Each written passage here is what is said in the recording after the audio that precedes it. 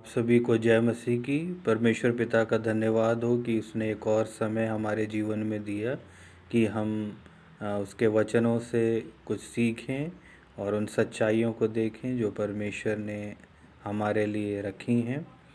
इससे पहले कि हम शुरू करें, आइए प्रार्थना करते हैं। स्वर्गीय सामर्थी पिता परमेश्वर, हम आपको हृदय से धन्यवाद देते हैं प्यारे प्रभु कि आपने ये मौका हमारे जीवन में दिया कि हम आपके वचनों को और सीखें और उसमें से हम जानें कि आप हमसे क्या कहना चाहते हैं। और हम प्रार्थना करते हैं पवित्र आत्मा आप हम में से हर एक की अगुवाई करिए और जो कुछ हम सीखते हैं अपने जीवन को हम उसी के अनुसार ढालने पाएँ। धन्यवाद देते हैं प्रार्थना सुनने के लिए, प्रभु यीशु मसीह के नाम से मांगते हैं, आमीन। तो बाइबल में नया नियम हमें आश्वासन देता है कि परमेश्वर ने मसीह में होकर विशेष रूप से मसीह के क्रूस की मृत्यु और जी उठने में मनुष्य के उद्धार का कार्य पूरा किया। वास्तव में मनुष्य के उद्धार का कार्य ये है कि परमेश्वर मसीह में होकर अपने साथ मनुष्य का मेल कराता है। दूसरा कुरिन्थियों का 5 अध्याय और उसका 18वां पद में लिखा है कि ये सब बातें परमेश्वर की ओर से हैं जिसने मसीह के द्वारा अपने साथ हमारा मेल मिलाप कर लिया। दूसरा कुरिन्थियों के 5:19 में लिखा है कि अर्थात परमेश्वर ने मसीह में होकर अपने साथ संसार का मेल मिलाप कर लिया।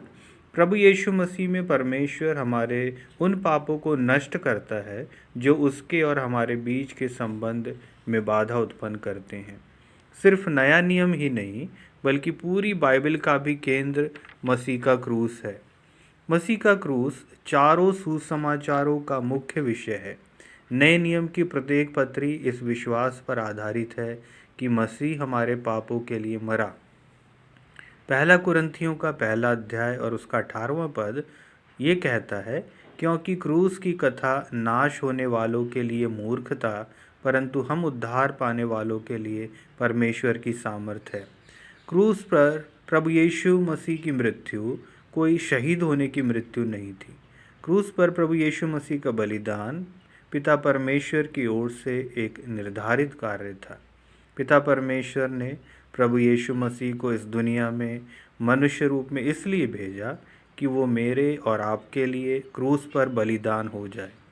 प्रभु यीशु मसीह अपने दुख उठाने और क्रूस पर अपनी मृत्यु के विषय पहले से ही जानते थे। उन्होंने अपने चेलों से अपनी मृत्यु के विषय भविष्यवाणी की थी। मत्ती का 16वां अध्याय और 21वां पद में लिखा है कि उस समय से यीशु अपने चेलों को बताने लगा, अवश्य है कि मैं यरूशलेम को जाऊं और पुरनियों और प्रधान याजकों और शास्त्रियों के हाथ बहुत दुख उठाऊं और मार डाला जाऊं और तीसरे दिन जी उठूं। प्रभु यीशु मसीह जिन्होंने मनुष्य का जीवन व्यतीत किया और मनुष्य की मृत्यु सही, वे केवल मनुष्य ही नहीं थे बल्कि सनातन प्रभु हैं, परमेश्वर का पुत्र हैं। प्रभु यीशु मसीह के क्रूस में उद्धार करने वाली शक्ति इसलिए नहीं है कि वो क्रूस था। उन दिनों में कई लोगों को क्रूस की सज़ा दी गई।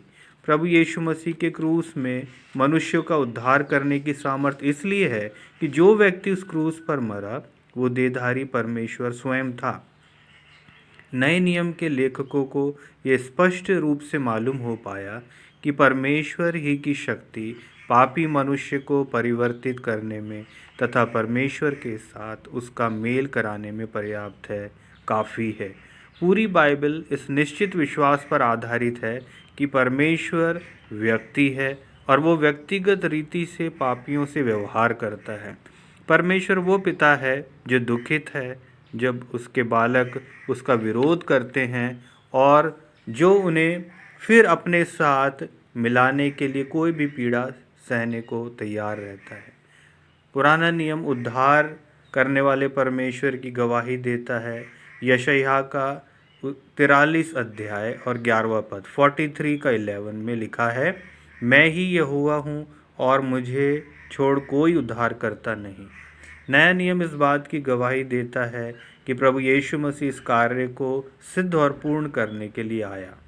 यूहन्ना उसका 3 अध्याय 16, 17 और 18 में लिखा है, क्योंकि परमेश्वर ने जगत से ऐसा प्रेम रखा कि उसने अपना इकलौता पुत्र दे दिया, ताकि जो कोई उस पर विश्वास करे वो नष्ट ना हो परंतु अनंत जीवन पाए। परमेश्वर ने अपने पुत्र को जगत में इसलिए नहीं भेजा कि जगत पर दंड की आज्ञा दे, परंतु इसलिए कि जगत उसके द्वारा उद्धार पाए। जो उस पर अर्थात यीशु मसीह पर विश्वास करता है उस पर दंड की आज्ञा नहीं होती, परंतु जो उस पर विश्वास नहीं करता वो दोषी ठहर चुका, इसलिए कि उसने परमेश्वर के इकलौते पुत्र के नाम पर विश्वास नहीं किया। परमेश्वर इन वचनों के द्वारा आप सभी को बहुतायत से आशीषित करे।